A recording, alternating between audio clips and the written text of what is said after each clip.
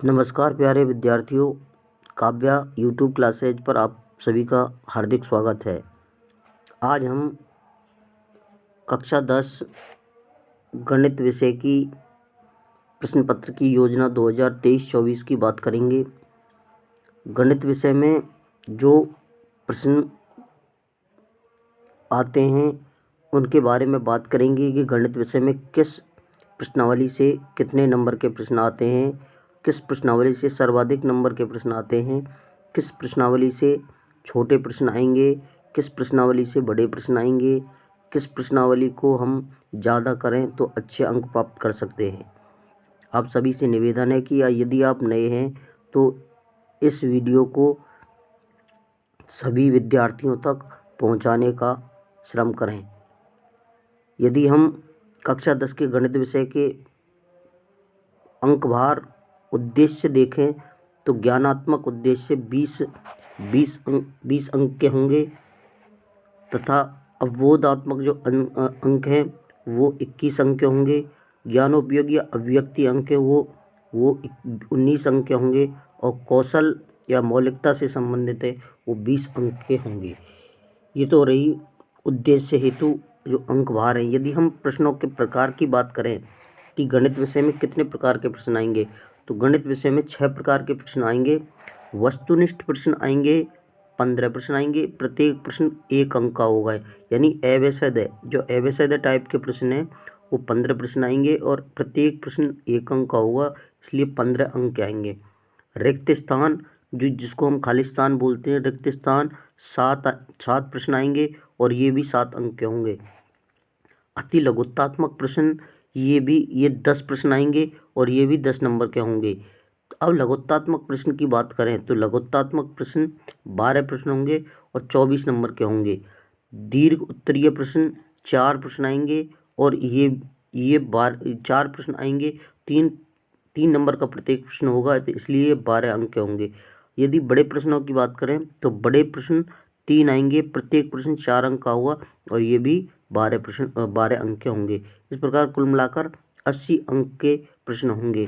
तो यदि हम 3 प्रकार के प्रश्नों को करें, वस्तुनिष्ठ, रिक्त स्थान और अति लघुत्तात्मक, ये तीनों मिलकर 56 अंक के प्रश्न होते हैं।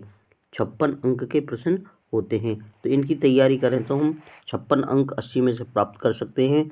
20 अंक स्कूल से ही जाते हैं, विद्यालय से ही जाते हैं 17 अंक के, इसलिए हम अगर इन 56 अंकों को लें और 20 और जोड़ दें तो इस प्रकार ये 76 अंक हो जाते हैं।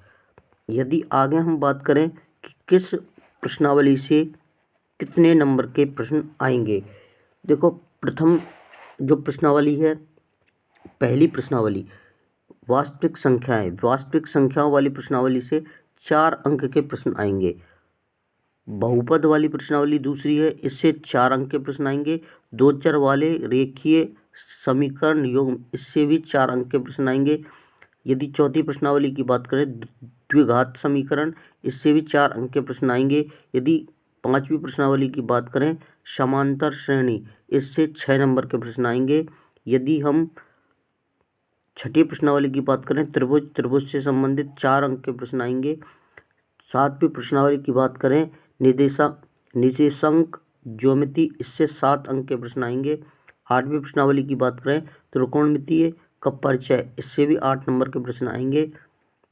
यदि हम बात करें 9वीं प्रश्नावली की त्रिकोणमिति के अनुप्रयोग, इससे 5 नंबर के, यानी त्रिकोणमिति वाली जो प्रश्नावली हैं दोनों 8 और 9 दोनों प्रश्नावली ये 13 नंबर की प्रश्नावली हैं। यदि हम दोनों की बात करें तो ये 13 नंबर की प्रश्नावली हैं। यदि हम 10वीं प्रश्नावली की बात करें, 10वीं प्रश्नावली अकेली 6 नंबर की है। 11वीं प्रश्नावली की बात करें वृत्तों से संबंधित क्षेत्रफल, ये 5 नंबर की है। पृष्ठीय क्षेत्रफल और आयतन ये 6 नंबर की है।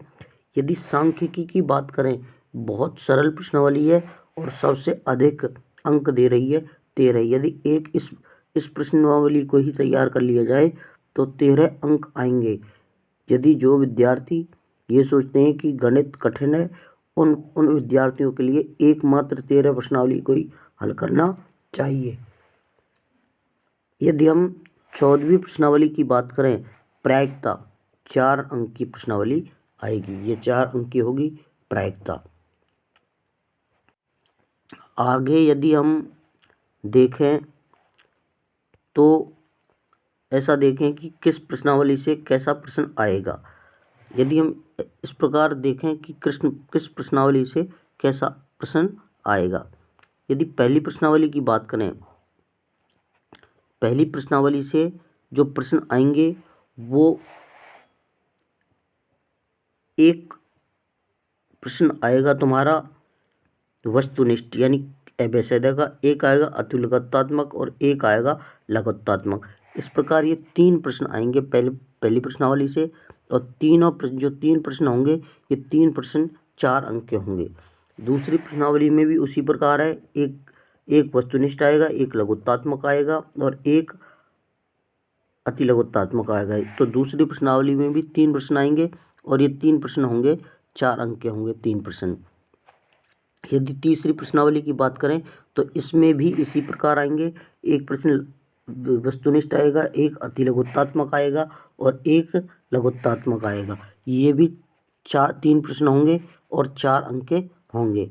यदि हम द्विघातीय समीकरण की बात करें, प्रश्नावली 4 से बड़ा प्रश्न आएगा, एक निबंधात्मक प्रश्न आएगा और जो 4 अंक का होगा। 4 अंक का प्रश्न आएगा एकमात्र। कौन सी प्रश्नावली से? प्रश्नावली 4 से।